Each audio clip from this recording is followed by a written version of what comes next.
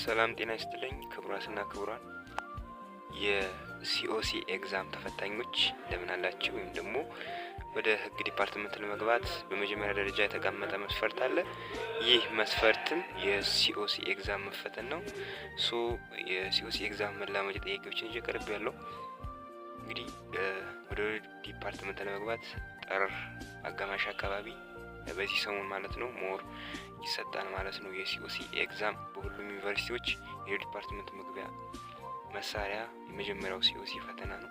ለሲኦሲ ፈተና እንድትዘጋጁ ደግሞ ጥያቄ ይቀርብ ያለው እናንተ በፍጥነት ቻናሉን ሰብስክራይብ አድርጋችሁ ቻናሉ ስለ የኖቲፊኬሽን መልእክት የምለቃቸው ቪዲዮዎች በፍጥነት እንዲደርሳችሁ የደወል ምልክቱን መጫናችሁን እንዳትረሱ ማለት ፈልጋለሁ። ላይክ፣ ኮሜንት እንዲሁም ደግሞ ሰከንድ ሴሚስተር ላይ የሚሰጡ ኮርሶች አሉ። ግሎባል ትሬንድ፣ ሞር ፕሬሰንት ፊዚካል ወሰዳችሁ ተማሪዎች ሂስትሪ እንዲሁም ኢንክሉሲቭነስ አሉ። እነሱ ቪዲዮዎች አሁን በቅርቡ አፕሎድ እያደረግን ነው ማለት ነው። አሁን ለሰከንድ ሴሚስተር የካቲት ላይ ለሚጀምሩት ማለት ነው። ስለዚህ ግን የዛሬው ኢምፓሳይዝ አድርጌ የመጣሁበት ዋነኛ ዓላማ ለዲፓርትመንት ኢንትራንስ ኤግዛም ፕሪፓሬሽን ኩዌሽን ነው ማለት ነው።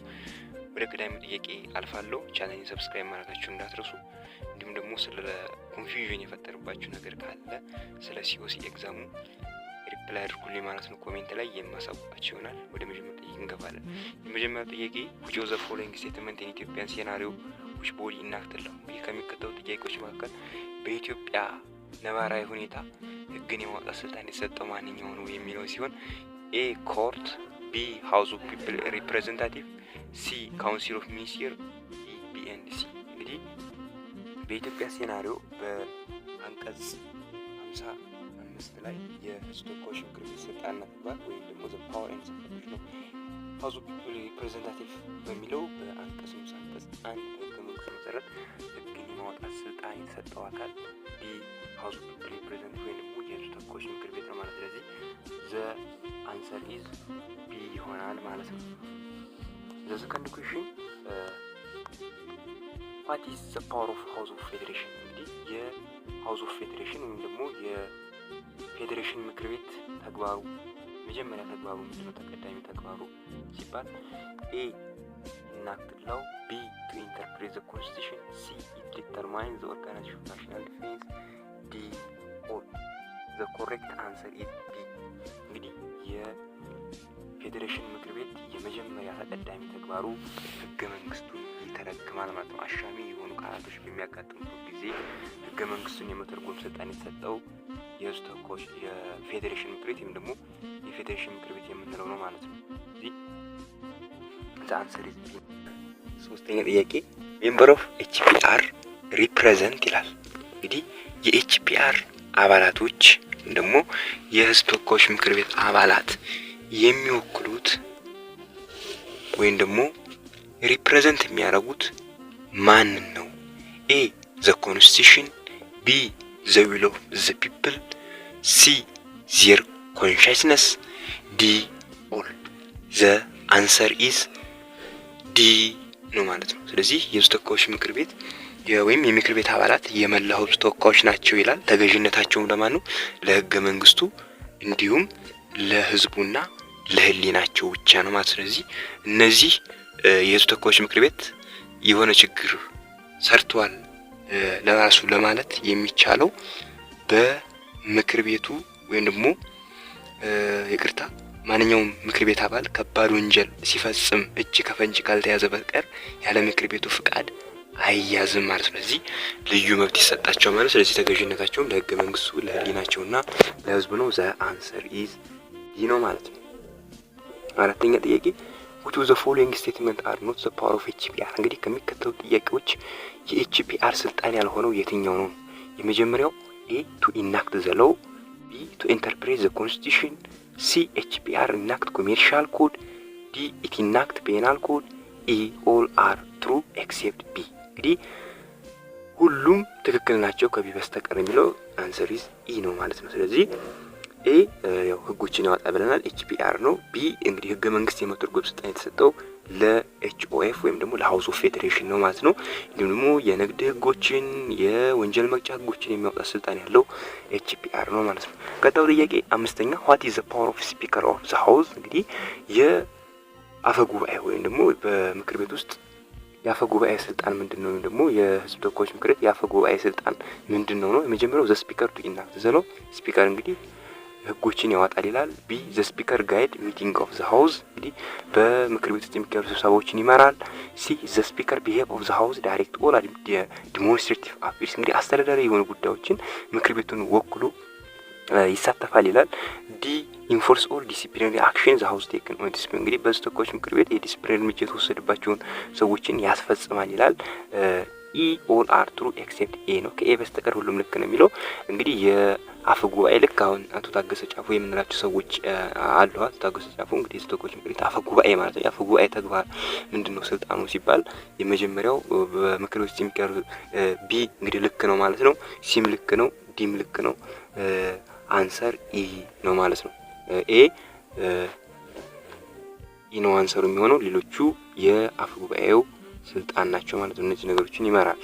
ኦኬ ስድስተኛ ኤ ሃው ዘ ፕራይም ሚኒስተር አፖይንት፣ እንግዲህ ጠቅላይ ሚኒስትሩ እንዴት ነው የሚሾመው የሚለው ኤ ዳይሬክት ባይ ዘ ፒፕል፣ ቢ ቦዝ ዳይሬክት ኢንዳይሬክት፣ ሲ ኢንዳይሬክትሊ፣ ዲ ኦል። እንግዲህ ዘ አንሰር ኢዝ ሲ።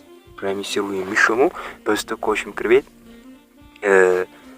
እዛ ህዝብ ተወካዮች ምክር ቤት ውስጥ መኖር አለበት። ከዛ ከህዝብ ተወካዮች ምክር ቤት ውስጥ ነው የሚወጣው እንጂ በቀጥታ በህዝቡ አይመርጥም። ህዝቡ መርጦ ባስቀመጣቸው ተወካዮች አማካኝነት ነው የሚመረጥ። ስለዚህ ጠቅላይ ሚኒስትሩ የሚመረጥበት ሜትድ ኢንዳይሬክት ነው፣ በተዘዋዋሪ ነው በህዝብ ተወካዮች ምክር ቤት የሚመረጠው እንጂ ልክ አሁን በእነ አሜሪካ ምርጫ ከሆነ ቀጥታ የሚመረጠው ፕሬዚዳንቱ በቀጥታ ይመረጣል።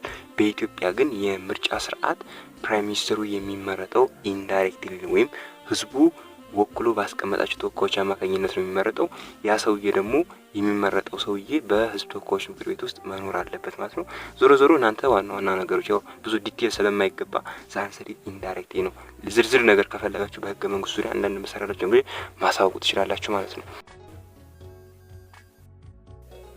ኦኬ ወደ ሰባተኛው ጥያቄ እናልፋለን። ዋት ፓወር ኤንድ ፈንክሽን ኦፍ ዘ ፕራይም ሚኒስተር፣ እንግዲህ የጠቅላይ ሚኒስትሩ ስልጣንና ተግባር ምንድነው የሚለውን ስንመለከት የመጀመሪያው ፕራይም ሚኒስተር ኢዝ ቺፍ ኦፍ ኤክስኪዩቲቭ፣ እንግዲህ ፕራይም ሚኒስትሩ የአስፈጻሚነት ስልጣን አለው ይላል። ቢ ዘ ቼርማን ኦፍ ዘ ካውንሲል ኦፍ ሚኒስተር፣ የሚኒስትሮች ምክር ቤት ቼርማን ነው ይላል። ሲ ቱ አፖይንት ሚኒስተር ዊዛውት ኤችፒአር፣ ካለ ህዝብ ተወካዮች ምክር ቤት ሚኒስትሮችን የመሾም ስልጣን አለው ይላል። ዲ ኢት ኮማንደር ኢን ቺፍ ናሽናል አርምድ ፎርስ፣ የሀገሪቱ የጦር ኃይሎች ጠቅላይ አዛዥነት ተግባርና ስልጣን አለው ይላል። ዘ አንሰር ኢዝ ሲ ነው ማለት ነው። ስለ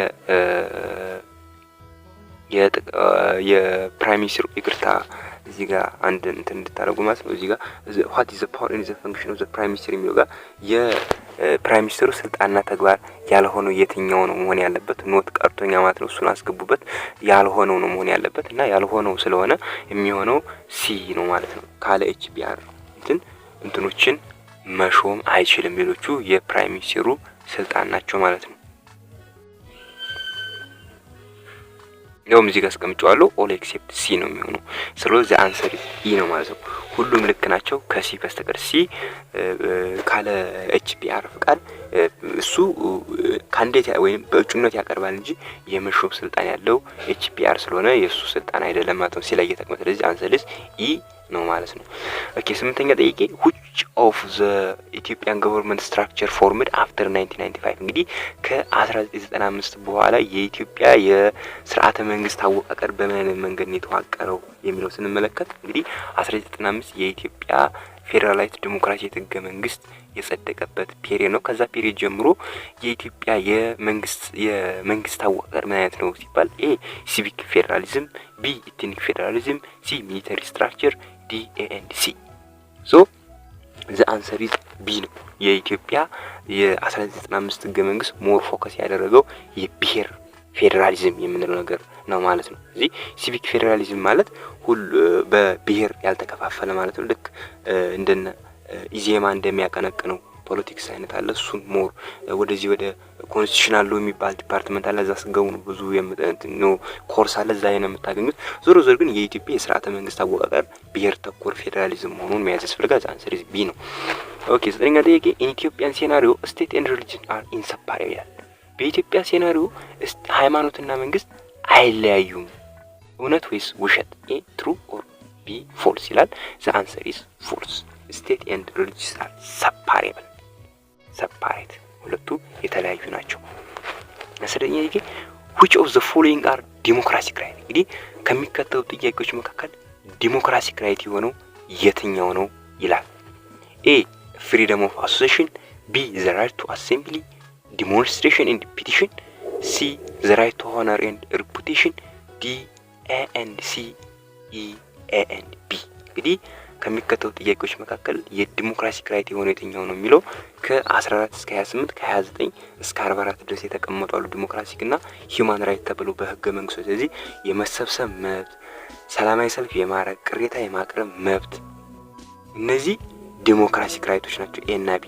ሶስተኛው ዘ ራይት ቱ ሆነር ኤንድ ሪፑቴሽን ዝና የክብር ስም የማግኘት እነዚህ ነገሮች የመሳሰሉ ደግሞ ሂውማን ራይት። ስለዚህ ዘ አንሰር ኢዝ ኢ ይሆናል ማለት ነው። ክቡራትና ክቡራን ለዛሬ ያዘጋጀላችሁ የሲኦሲ ፕሪፓሬሽን እዚህ ጋር ይበቃል ማለት ነው። ስለዚህ በቀጣይ የምትፈልጉ ከሆነ እናንተ ደግሞ ይጨመርበት የምትሉ ነገር ካስፈለገ ወዲያውኑ በኮሜንት ሴክሽን ላይ አስቀምጡልኝ ማለት ነው። ወዲያውኑ ወደ እናንተ ሪፕላይ የሚመልስ ይሆናል ማለት ነው። አብራችሁን ቆዩ። ፕሊዝ ቻናሌን ሰብስክራይብ ማድረጋችሁ እንዳትረሱ። ሌሎች ግሎባል ትሬንድ ሂስትሪን በሰከንድ ሴሚስተር ላይ አፕሎድ የማድረግላችሁ ነው ማለት ነው ሞጁሉን እየሰራው። ስለዚህ ያን ትሉ ኢንትሮዳክሽን ቱሎም እንዲሰራላችሁ ከፈለጋችሁ ኮሜንት ሴክሽን ላይ አስቀምጡልኝ ማለት ነው። ኢንትሮዳክሽን ቱሎ የሚባል ኮርስ አለ ህግ ዲፓርትመንት ሲገባ በመጀመሪያ ላይ አስቀምጡልኝ ማየት ትችላላችሁ። አመሰግናለሁ።